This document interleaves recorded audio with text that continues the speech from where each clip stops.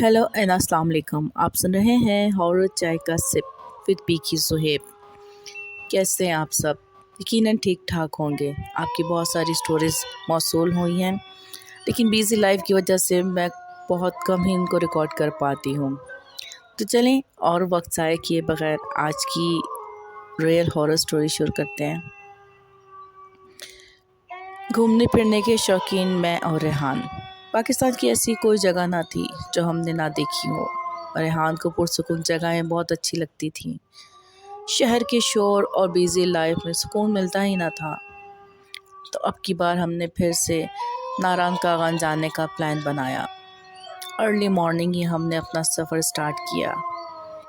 हम सफ़र एंजॉय करते जा रहे थे कि अचानक तेज़ बारिश की वजह से लैंड स्लाइडिंग हो गई, जिस वजह से रास्ते बंद हो गए।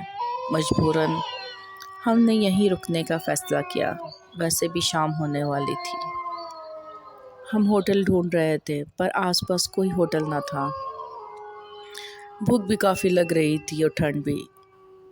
थोड़ा और आगे जाकर हमें एक ओल्ड कॉटेज नज़र आया।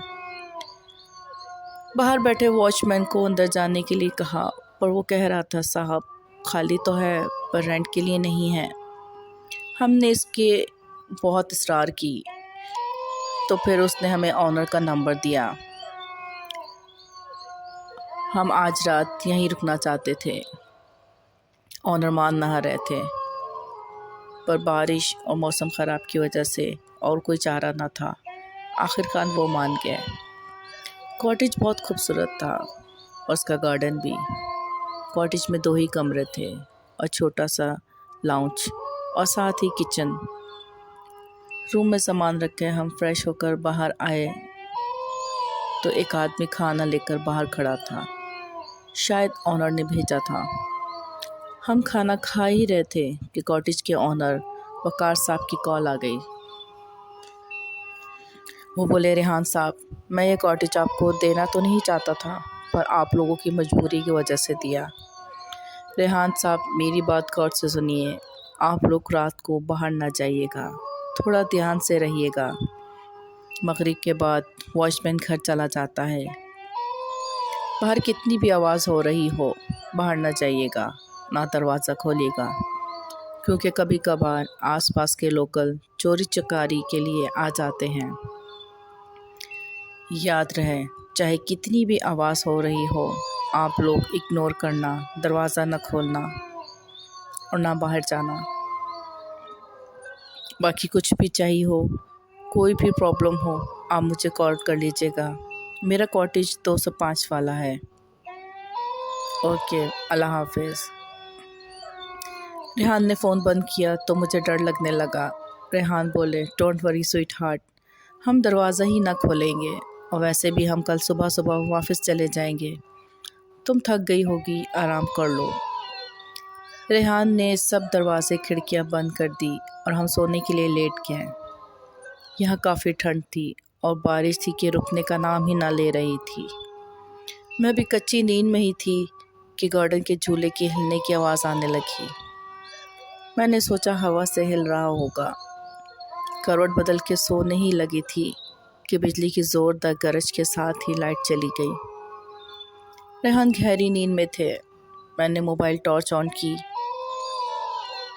तो मुझे बाहर से किसी की बातें करने की आवाज़ आने लगी।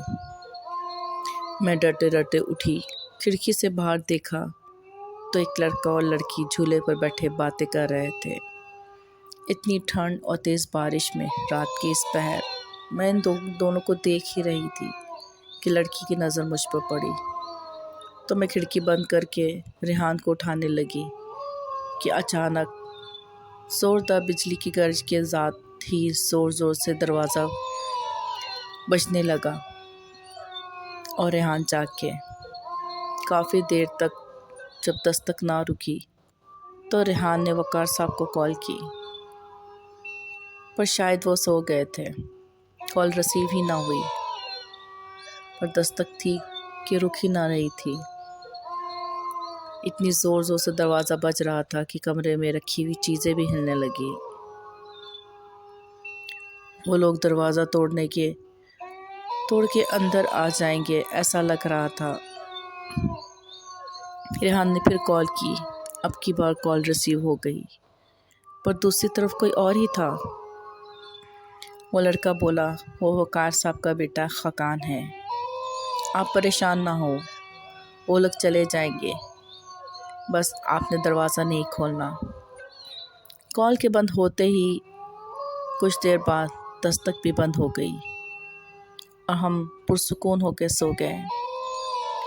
सुबह हम कॉटेज से निकल ही रहे थे कि वकार साहब आ गए।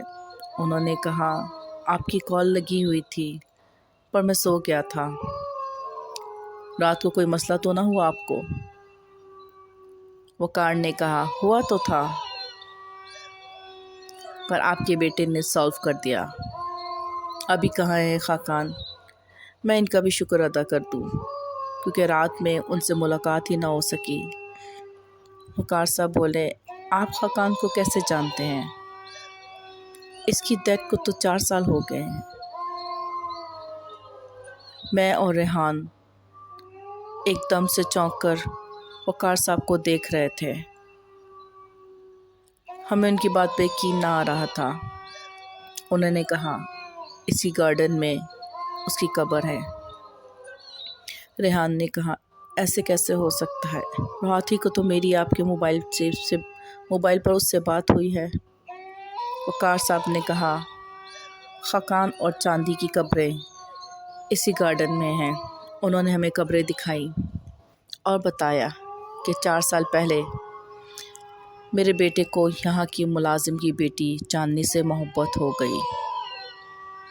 मैं ना माना तो उन्होंने इसी दरख्त पर लटक कर ख़ुदकुशी कर ली। फिर मैंने इसी गार्डन में इनको दफन कर दिया और उसके बाद इस कॉटेज में कभी कोई ना रुक पाया, क्योंकि जो भी यहाँ रुकता या तो वो पागल हो जाता या उन दोनों की रूहें उनको मार देती। अक्सर शाम के बाद वो दोनों इस झूले पर नज़र आते हैं।